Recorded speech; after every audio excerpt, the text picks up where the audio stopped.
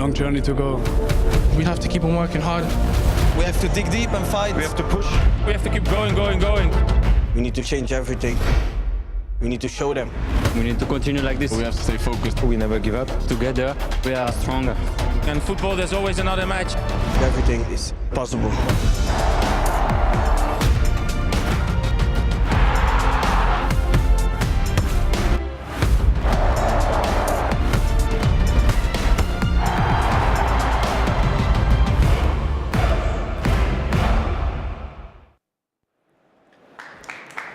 So,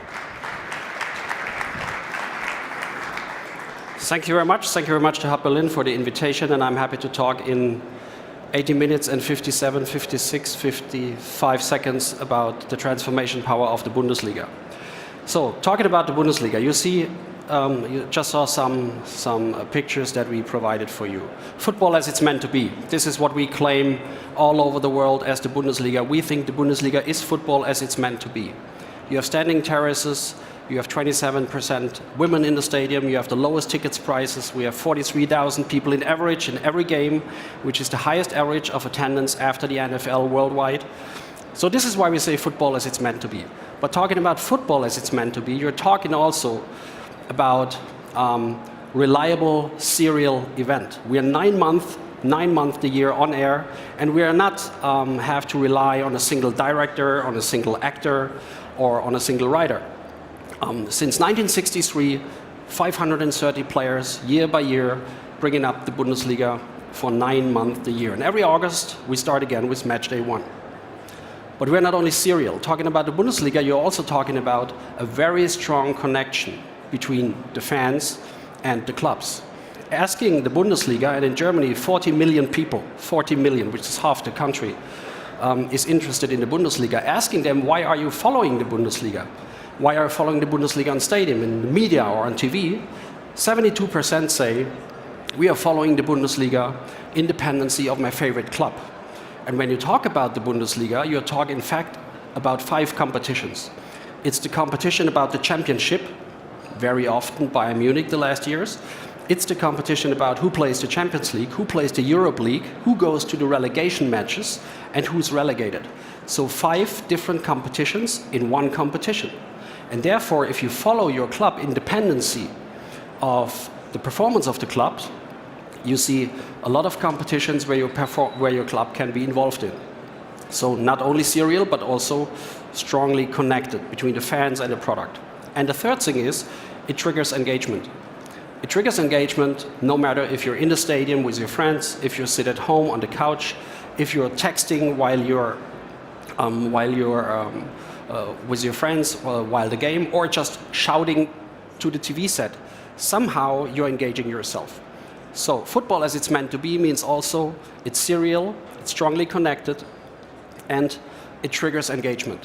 And if someone or something is serial, strongly connected, and triggers engagement, it means also it's the perfect content as it's meant to be. And this is why when we're talking about football as it's meant to be, also about content as it's meant to be. We see ourselves as part of the content industry. And we have to, because 35% of the whole turnover of the Bundesliga, which is close to 4 billion euro, which makes ourselves to the second largest football league in the world and the number 6 of all professional sports leagues in the world. Of course, we have to act, feel, and think like a media company, like a content company. And talking about content in the year of 2019, we're talking about transformation. This is why I'm here, maybe. So I'm working right now for close to 25 years in the content industry. And no matter if I worked for the ProSieben Group or for MTV or right now for the Bundesliga, I made the experience that you have to have 3 aspects in your mind, and you have to look at 3 aspects simultaneously. Not only one aspect, 3 aspects simultaneously. The closer you look to these 3 aspects, the bigger is the chance that you do the right decisions. And these 3 aspects are devices, distribution, and consumption. Talking about devices, of course, we saw in the last years that there are more screens, but smaller screens. More or less the same in every country. If there are more and smaller screens, of course, this has to have an impact on the way you produce your content, starting with directing of the product, the use of slow motions, the camera angles, but also using the graphics, because you have to see and recognize them also on the smaller screens. This is, for instance, why we completely switched our on-air design to flat design for 2 years before, and we are very proud that last year we were awarded as the Digital Brand of the Year in Germany. But we see also in our research, people tend always to use the biggest available screen. So yes, everything is going mobile, but not only focus yourself on mobile only, because there are still a large number of screens out there, and in the content industry, you should have that in mind. Second thing is distribution. In 2006, in 2007, sorry, the German Telekom were the first one in Germany who broadcasted a Bundesliga match on a mobile device based on UMTS, and the iPhone wasn't even available. So it was not the biggest experience ever, but they were courage, they were first mover. Right now and today, you see that broadband is widely available. And this is good, and of course, we have to have an eye on that. Especially when we look to HD, right now it's not a problem to watch Bundesliga in HD. And this is very important when you look, for instance, on Sky Go or DAZN or ESPN Plus in the US. Of course, this has an impact, but 4K is knocking on the door, and we already are testing the Bundesliga in 8K. And talking about 4K and 8K, we will have a complete new distribution situation. So we cannot rely on the distribution today. We have to have in mind what will come in the future. But as a but acting as a content provider on a world level, we are probably the most international media company in Germany, because we are distributing our content in more than 200 countries. Bayern Munich versus Borussia Dortmund was broadcasted in 205 countries. You also have to look on the whole landscape. And when we're talking, for instance, about South Africa, in 2023, we see that 40% of the users of mobile devices will be on 2G. So having the whole, having the global footprint in mind, transforming, yes, but not ignoring the rest of the developed world. And third aspect, as I was talking about, was consumption. Of course, we all saw the same main trend in the last years with view to media consumption. It's very simple. It's from viewing to interacting, to participating, to engaging, okay? And same with the Bundesliga.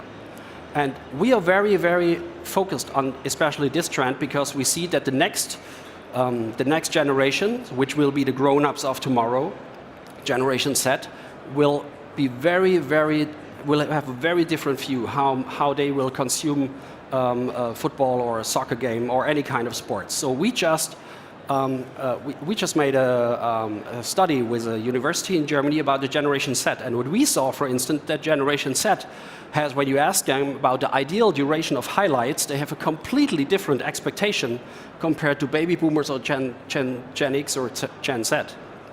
Gen Y. They want to have much shorter highlights. On the other hand, already today we see that 30% of all Generation Z users already today are using a second screen. And they use the second screen for informations about a parallel game. They use the second screen about informations about the game, and of course to comment the game privately. So this, of course, is a very, very big chance for all media companies to focus on that. And this is very important, and I think it's mostly overseen about the Generation Z. For the first time, maybe since a decade, there comes a generation who knows the value of content in their internet. They are used to pay for something in the internet. They are used to pay for every iTunes song. They're used to pay for space in the iCloud. They're used to pay for download whatever. It's not about the generation, I think it should cost nothing.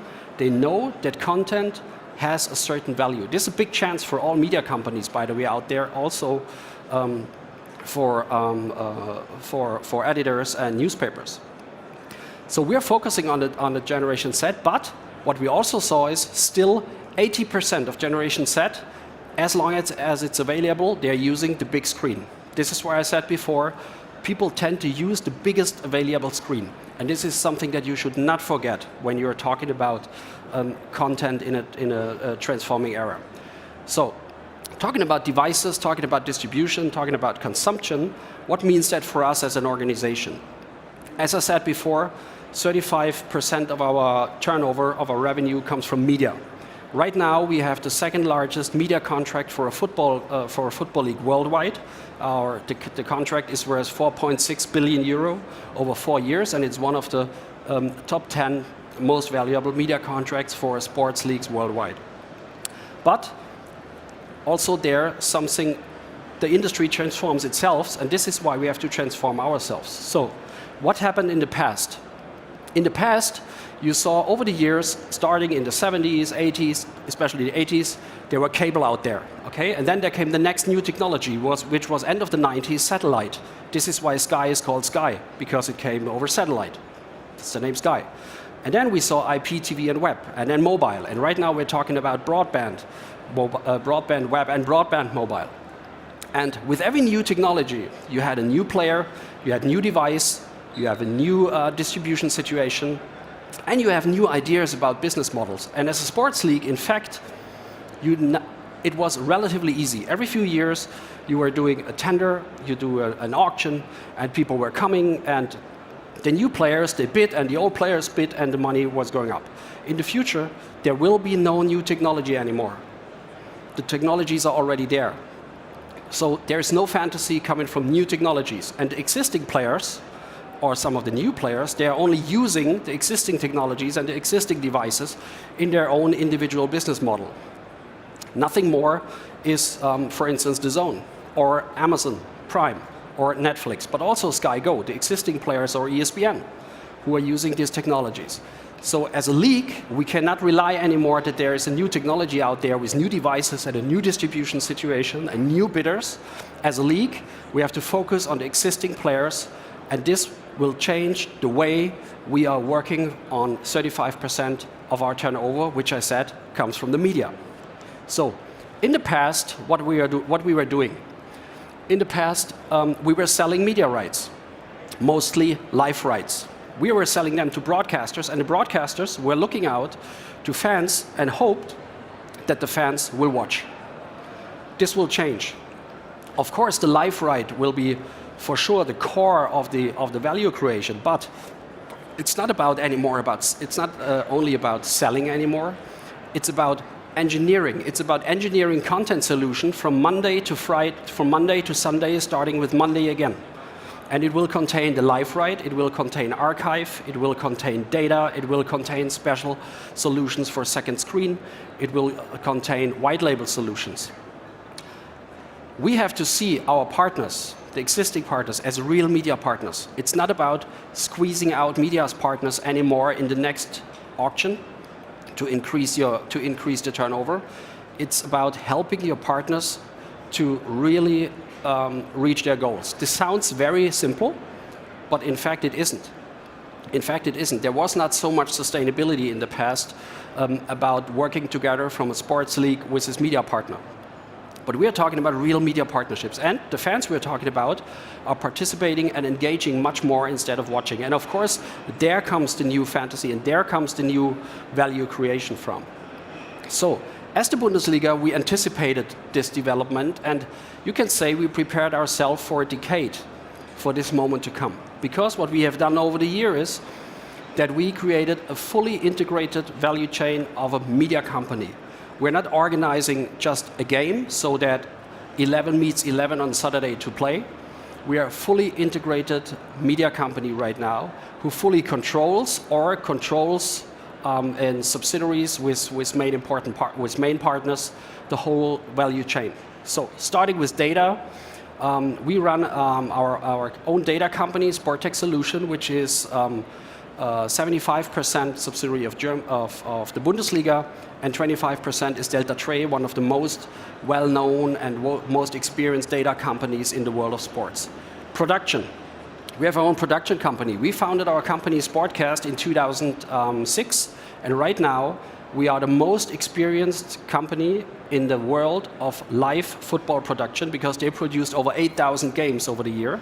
And because we are producing them, we own all the rights. This is why we host the biggest digital sports archive in the world with more than 140,000 hours of Bundesliga material. Every moving picture, every picture that was ever made since 1963 is in that archive. Of course, we create our own content. Our subsidiary Digital Sports sits in Cologne, and we produce content in 3 areas. Our own channels, which is, of course, Bundesliga.com, Bundesliga.de, and whatever. Then we produce for operated channels, like our Instagram, Twitter, YouTube, and others. And we produce for third parties.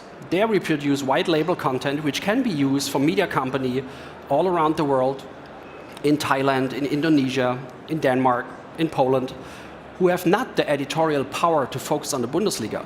We give them plug-and-play content they can brand and they can use. And of course, we have our own sales team. As I said, we are selling the Bundesliga in more than 200 countries, and therefore, I think we are the most international media company in Germany. And with that specific design in the world of the top football leagues, we have a very, very unique position. We are the only one who are able to develop, to produce, and to distribute content, tailor-made content, to companies all over the world. And this is where we went to. This was the process of transformation we went to over the last years. But as I said, yes, transform yourself, but with the right speed. Transforming means not ignoring. And most of all, don't forget that you have to be serial, that you have to be strongly connected to the product, and that you should always trigger engagement. This is what we are doing, and I think we are on a very good track here. And by the way, based on that, last year we introduced our program. It's called DFL for Equity, where for the first time we announced that with all that knowledge, with all the data, with all the content, with all the values we have in our companies, we are ready to take equity shares in young and promising companies. We are not paying money because money is enough outside, but we have experience, we have content, we have data, we have a brand, we have a very good network. And therefore, last year we acquired the stake in the first company. It's called Track 160. It's a company from Israel, which focuses on optical tracking in combination with artificial data and with artificial intelligence. And we think that it can be a revolution in the way that games are tracked, players are scouted, and many, many more. And we are looking for a set of around 10 companies we will build up in the next years. And maybe in the next month, you will hear more from us. So this is the way we transform ourselves. And talking about the transformation of the next phase starts tomorrow. Thank you very much.